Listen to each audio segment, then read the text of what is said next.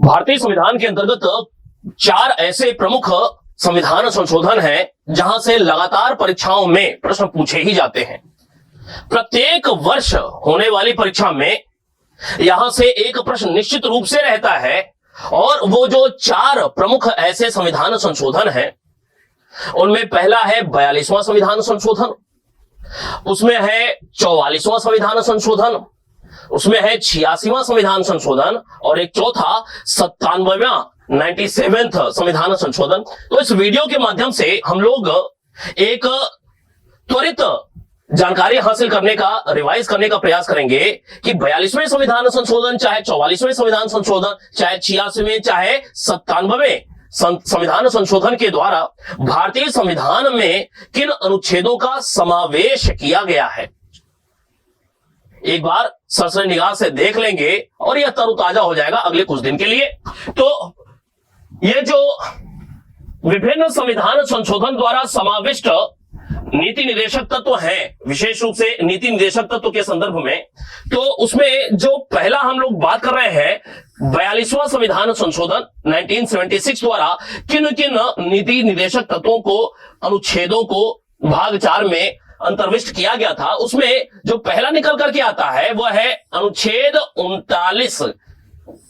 अनुच्छेद 39 क, अनुच्छेद 39 क क्या है? अनुच्छेद 39 का समान न्याय और निशुल्क विधिक सहायता, ये अनुच्छेद 39 क है।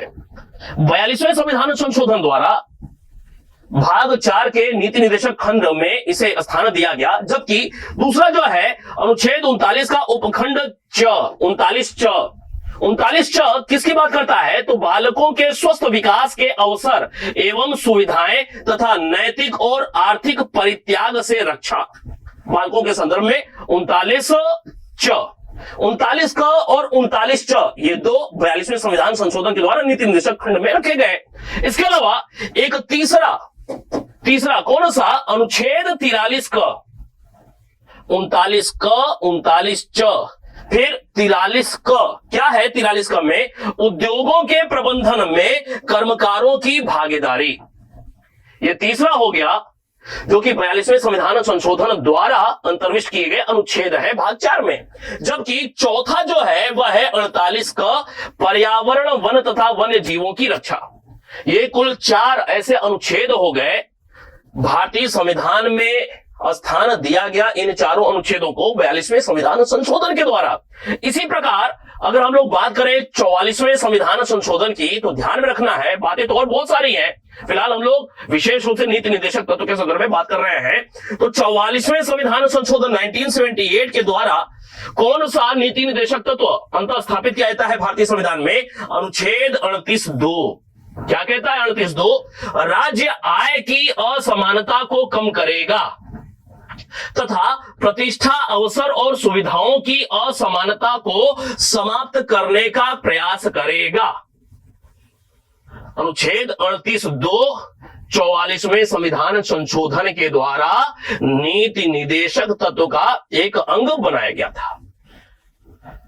जबकि 86वें संविधान संशोधन की बात किया जाए 2002, तो आपको याद होगा कि अनुच्छेद 45, मूल संविधान में जो अनुच्छेद 45 था, वह अनुच्छेद 45 क्या कहता है? जो मूल संविधान में था, मूल संविधान में, 86वां संविधान संशोधन भूल जाए, मूल संविधान में जो अनुच्छेद 45 था वह कहता है कि राज्य 14 वर्ष तक के बालकों के लिए निशुल्क शिक्षा की व्यवस्था करेगा और उनकी परवरिश में उनकी मदद करेगा, बच्चों की देख रेख में उनकी मदद करेगा।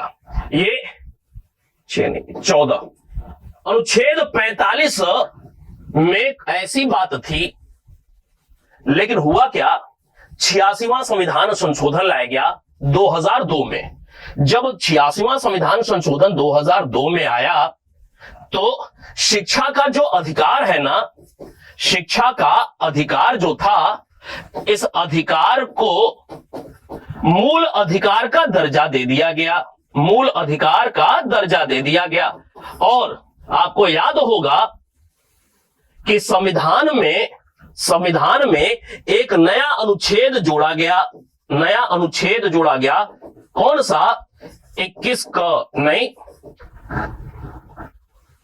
और इस 21 क को जो शामिल किया गया 86वें संविधान संशोधन के फलस्वरूप, तो क्या हुआ कि जो नीति निदेशक तत्व है ना, वह राज्य के ऊपर कुछ कार्य करने के लिए बाध्यता का आरोपण नहीं करता है। नीति निदेशक तत्व में जितनी सारी बातें लिखी हुई है वह राज्य के ऊपर बाध्यकारी नहीं है कि करिए तुरंत, लेकिन अगर मूल अधिकार का दर्जा दे दिया गया तो निश्चित रूप से वह राज्य के ऊपर बाध्यकारी हो जाता है, उनकी रक्षा करना उन बातों की नहीं। तो हुआ ये कि अनुच्छेद 45 में जो बातें लिखी हुई थी, अनुच्छेद 45 का प्रतिस्थापन किया गया, हटा दिया गया, और इसकी बातों को नीति निदेशक तत्व वाले खंड से हटा करके मौलिक अधिकार वाले खंड में स्थान दिया गया अनुच्छेद 21 क के रूप में। क्या लिखा कि राज्य 6 वर्ष से लेकर के 14 वर्ष तक के बालकों के लिए निःशुल्क और अनिवार्य शिक्षा की व्यवस्था करेगा। यह अनिवार्यता हो गई क्योंकि मूल अधिकार हो गया नहीं। तो 86वें संविधान संशोधन 2002 के द्वारा क्या हुआ? अनुच्छेद 45 का प्रतिस्थापन हुआ। नीति निदेशक तत्व से हटा करके 6 से 14 वर्ष के बालकों के लिए अनिवार्य और निःशुल्क शिक्षा की जो व्यवस्था है उसे बाध्यकारी किया गया, मूल अधिकार बना करके 86वें संविधान संशोधन के द्वारा अनुच्छेद 45 का प्रतिस्थापन किया गया। इसकी बातों का मूल अधिकार वाले भाग में, भाग 3 में अनुच्छेद 21 क के तहत, ठीक है।